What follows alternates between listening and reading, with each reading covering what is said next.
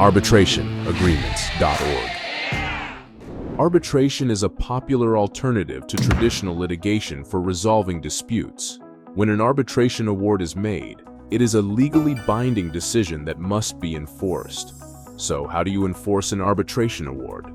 Let's go over the steps you need to take. But first, before we get started, please give this video a thumbs up, press the subscribe button, and hit the notification bell so you can stay up to date about important alternative dispute resolution topics, designed to help your company cut costs while maintaining happy customers. The first step in enforcing an arbitration award is to ensure that the award is final and binding. This means that the arbitration process has been completed and the award has been issued with no further appeals or challenges pending.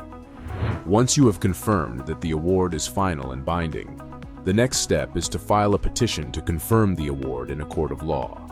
This petition will ask the court to enter a judgment that enforces the arbitration award. After you have filed the petition to confirm the award, you must serve the other party with a copy of the petition and a notice of the court hearing. The other party will then have an opportunity to respond to the petition and contest the enforcement of the award. The court will schedule a hearing to review the petition to confirm the award. You and the other party will have an opportunity to present your arguments to the court. If the court finds that the award is valid and enforceable, it will enter a judgment in your favor. Once the court has entered a judgment in your favor, you can begin collecting the award. This may involve garnishing wages, placing liens on property, or seizing assets. The terms depend on the specifics of the award and the laws within your jurisdiction.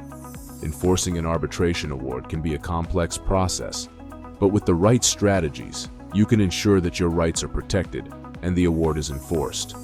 Our association does not provide legal advice, but call us if you or your business want to open a new account or case.